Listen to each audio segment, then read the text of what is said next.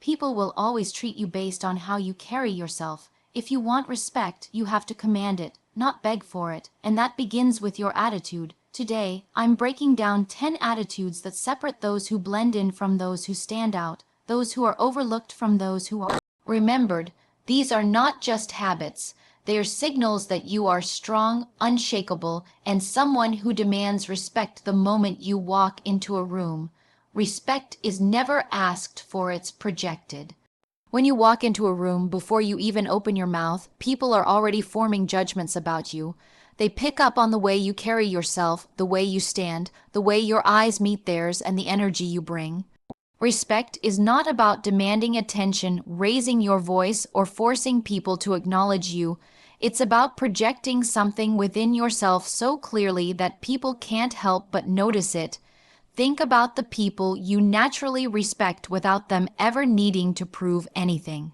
It could be a mentor, a leader, or even someone you just passed by on the street. They didn't need to convince you of their worth. It was communicated through their presence alone. That's the difference between asking for respect and projecting it. One comes from insecurity, the other from certainty. When someone asks for respect, it usually sounds like begging, like trying to prove they deserve it. But when someone projects respect, it's because they already embody it. They don't need validation because their sense of self-worth is solid. They walk with confidence, not arrogance, and they treat themselves in a way that sets the standard for how others will treat them. This is where most people go wrong. They focus on controlling how others behave, but true strength comes from controlling how you show up. If you carry yourself with discipline, composure, and clarity, you project respect naturally.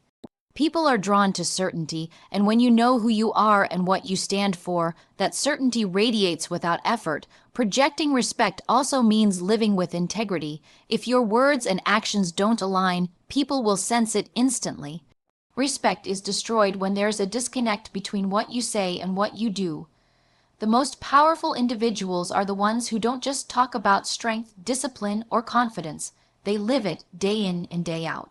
When people see consistency, they trust you, and when they trust you, they respect you. On the other hand, if you're inconsistent, if you bend your values just to please others, you send a signal that your respect can be bought, and that weakens your presence. Another critical aspect of projecting respect is how you handle pressure. Anyone can look composed when life is easy, but true respect comes when people see you staying grounded under stress. When things go wrong, when challenges rise, when people doubt you, that's when your ability to remain calm and decisive commands the most respect. People admire strength, not just physical, but mental and emotional strength. When you don't break under pressure, you show others that you are not to be underestimated. This doesn't mean being cold or emotionless. It means being in control of yourself regardless of what's happening around you. Respect is also reflected in how you treat others. The strongest personalities don't gain respect by belittling people or showing dominance. That kind of behavior might gain fear, but fear is not the same as respect. Real respect comes when people see you treat others with fairness, dignity, and kindness, even when you don't have to. It shows that you value not just yourself, but also the people around you, and that balance creates influence. The people who truly command respect are those who treat the janitor the same way they treat the CEO. Ultimately, respect is something you project from within. It's an energy, a posture, a way of life. You don't need to announce it. You don't need to demand it. You simply live it, and people will respond accordingly. Boundaries are the foundation of strength. Without them, you give people permission to take from you whatever they want. Your time, your energy, your peace of mind. Boundaries are not walls that keep people out. They are lines that define how you expect to be treated. When you have clear boundaries, you're telling the world that you value yourself enough not to allow disrespect, manipulation, or unnecessary chaos into your life. People often confuse being kind with being endlessly available, but kindness without boundaries is weakness. If you cannot say no, if you allow people to overstep repeatedly, you teach them that your needs don't matter and they will treat you accordingly. Strength is not just about how much you can endure, it's about knowing when to stop enduring. Boundaries are what protect your time, your focus, and your well-being. They allow you to channel your energy into the things that truly matter rather than being drained by people or situations that don't serve you. Every time you enforce a boundary, you reinforce your self-respect. And self-respect is contagious. People may not like your boundaries, especially if they benefited from you not having any, but they will learn to respect them. The strongest people are not the ones who please everyone. They are the ones who stand firm in their values, even if it means disappointing others. Boundaries are also a form of teaching. You teach people how to treat you by what you tolerate. If someone constantly interrupts you and you let it slide, you teach them your voice doesn't need to be heard. If someone shows up late and you always wait, you teach them your time isn't valuable. If you allow people to speak down to you, you teach them you accept disrespect. The opposite is also true. When you stand your ground, when you hold people accountable, when you make it clear what you will and won't accept, you train others to rise to your standard. This isn't about controlling them, it's about controlling yourself and the message you put out. Having boundaries doesn't make you rigid or unapproachable. In fact, it makes you more trustworthy. People respect those who are clear about who they are and what they expect. It shows strength of character. Weakness comes from being all things to all people, bending yourself to fit every situation, saying yes when you want to say no. Boundaries are clarity, and clarity is power.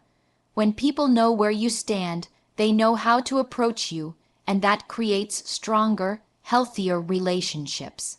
There's also an emotional side to boundaries. Strong personalities don't let others dictate their emotions. They don't allow someone else's anger to make them lose control, nor do they let guilt or manipulation sway them into making decisions they don't believe in. Emotional boundaries protect you from being pulled into other people's drama. They allow you to maintain control of your inner world while the outer world tests you. This doesn't mean you stop caring. It means you stop letting other people's chaos rule your life. Boundaries extend into every area, your personal life, your work, your relationships. They determine whether you live on your terms or on someone else's. Every time you say no to something that doesn't align with your priorities, you are saying yes to yourself. And the more you practice this, the stronger you become. Boundaries aren't selfish, they are essential. They are a declaration of self-respect, and without them, strength cannot exist. Confidence is silent, insecurity is loud. Real confidence does not need a stage, a microphone, or constant validation to exist. It's not about shouting your achievements, boasting about what you've done, or reminding people of your worth every chance you get. Confidence is the calm assurance that you know who you are, what you bring to the table, and what you stand for. It speaks through your presence more than your words, and people sense it instantly. Insecurity, on the other hand, is noisy. It craves attention, it seeks approval, and it constantly needs to be seen and heard to feel validated. The louder someone tries to prove their strength, the more it reveals what they're lacking inside. When you observe truly confident people, they don't compete for the spotlight. They don't rush to speak over others or dominate every conversation. Instead, they listen, they observe, and when they choose to speak, their words carry weight because they're measured and intentional. They don't need to convince anyone. They simply are. That's why confidence is magnetic. People are drawn to it without even realizing why. It's not about volume, it's about presence, and presence comes from inner certainty, not external noise. Insecurity shows itself in constant comparison. When someone is insecure, they can't celebrate others' success without feeling threatened. They feel the need to tear down, criticize, or prove they are better. But confidence doesn't operate from scarcity. A confident person can applaud someone else's win because they know it doesn't take anything away from their own. This ability to stand tall without needing to diminish others is what sets strong personalities apart. It shows strength of character and self-awareness, and it builds genuine respect. Silent confidence is also about control. When you're secure in yourself, you don't react to every insult, every challenge, or every attempt to provoke you. You don't need to clap back, argue, or prove your point to everyone who doubts you. You understand that not every battle is worth fighting, and not every opinion matters. This restraint doesn't mean weakness, it means discipline. Anyone can explode in anger or get defensive when criticized, but it takes strength to remain composed, to respond with clarity, or sometimes not to respond at all. That silence, that refusal to be shaken, often speaks louder than any words could. Confidence is also reflected in the way you carry yourself. It's in your posture, the way you enter a room, the steadiness of your eye contact. People can sense it before you even say a word. You don't need to announce it because your body language projects it. Insecurity, however, reveals itself just as quickly. Through nervous gestures, restless energy, exaggerated behavior, or constant attempts to dominate attention. The difference is subtle but unmistakable. People may not always be able to explain it, but they feel it. Another layer of silent confidence is humility. Contrary to what many believe, confidence is not arrogance. Arrogance is loud. It demands recognition. It thrives on being seen as superior. Confidence is quiet strength. It doesn't need to be better than anyone else. It only needs to be secure in itself. The person who is truly confident has nothing to prove, and that lack of neediness creates a sense of authority that others instinctively respect. They don't chase validation. They attract it by being authentic and consistent in who they are. Confidence that is silent is also lasting. It's not dependent on external conditions, praise, or achievements. It's rooted in self-trust, built from knowing that no matter what happens, you can handle it. That's why strong individuals can walk away from toxic people, bad opportunities, or situations that don't align with their values. They don't cling out of fear of losing something, because their sense of worth doesn't come from the outside. It comes from within, and that makes it unshakable. People mirror how you treat yourself. The way you carry yourself, the language you use about yourself, the standards you set, all create a model that others unconsciously follow. If you constantly downplay your abilities, make self-deprecating jokes, or put yourself last, people pick up on that and mirror it back to you. They begin to believe what you show them about your own worth. On the other hand, when you respect yourself, when you value your time, your energy, and your presence, people naturally respond with respect too. Humans are wired to take cues from each other, and you are always teaching the world how to treat you by the example you set for yourself. Think about the subtle signals you send out every day. Do you walk into a room with your head down, avoiding eye contact, moving as though you don't want to be noticed? That tells people you don't believe you belong, and they will treat you as if you don't? Do you over-apologize for things that don't require apologies, constantly saying sorry for existing, for speaking, for taking up space? That signals you feel undeserving, and others begin to believe it too. The reverse is also true. When you enter a room with steady posture, calm composure, and a sense of purpose, people pay attention without you having to demand it. When you speak with clarity and conviction, even if you don't say much, people lean in and listen. They are simply reflecting back the level of authority you show yourself. This principle extends into boundaries as well.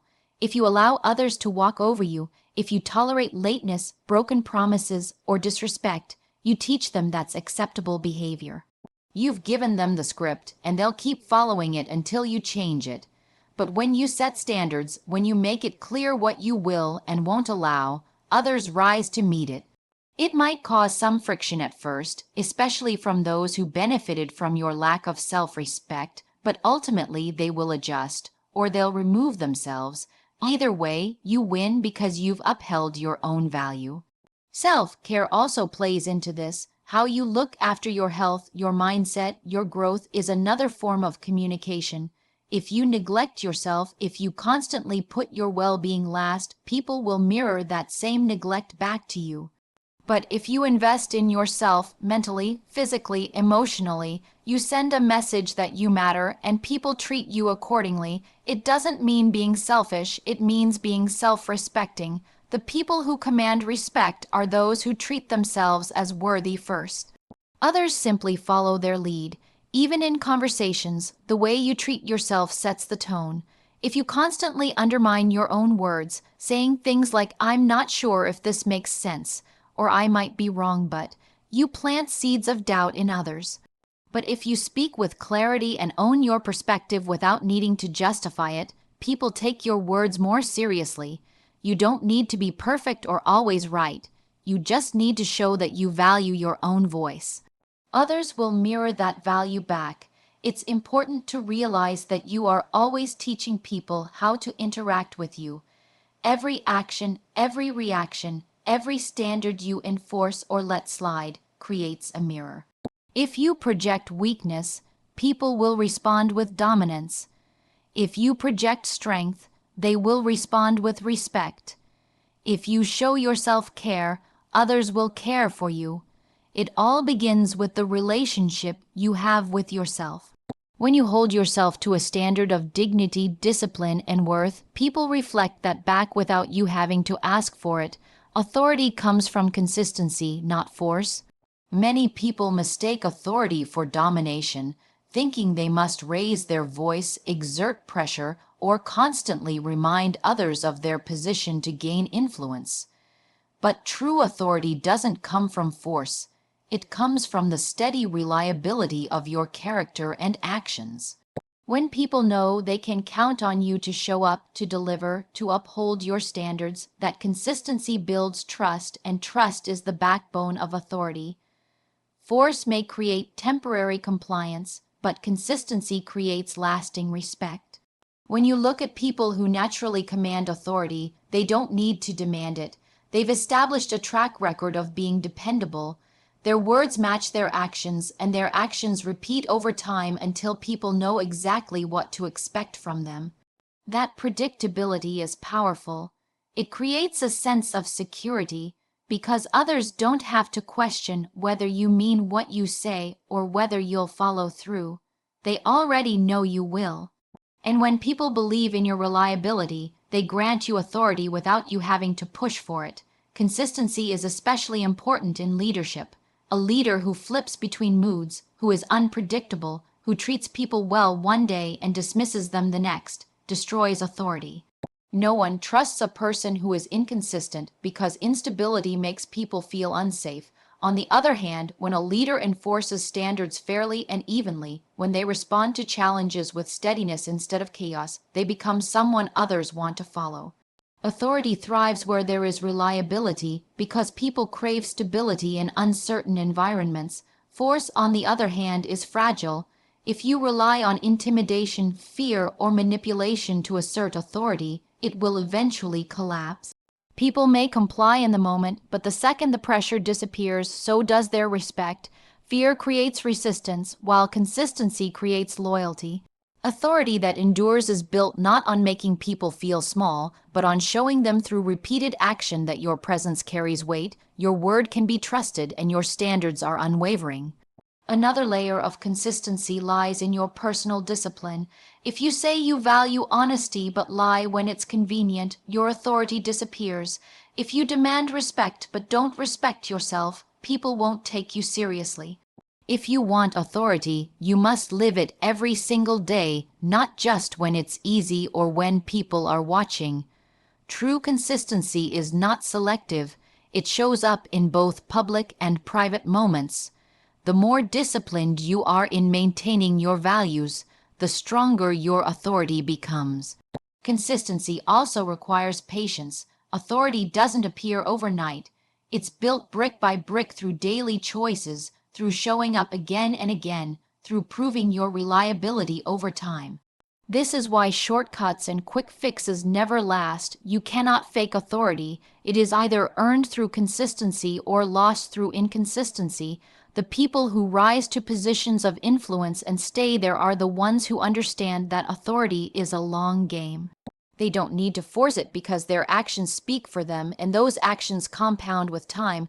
Ultimately, people remember patterns more than isolated moments. A single strong action might inspire someone briefly, but repeated strength builds lasting authority. The way you carry yourself, the way you enforce your standards, the way you treat others when done consistently, creates a reputation that speaks louder than any demand for respect ever could. Authority is not about proving yourself through force. It is about living in alignment with your values so consistently that people trust and follow you without hesitation.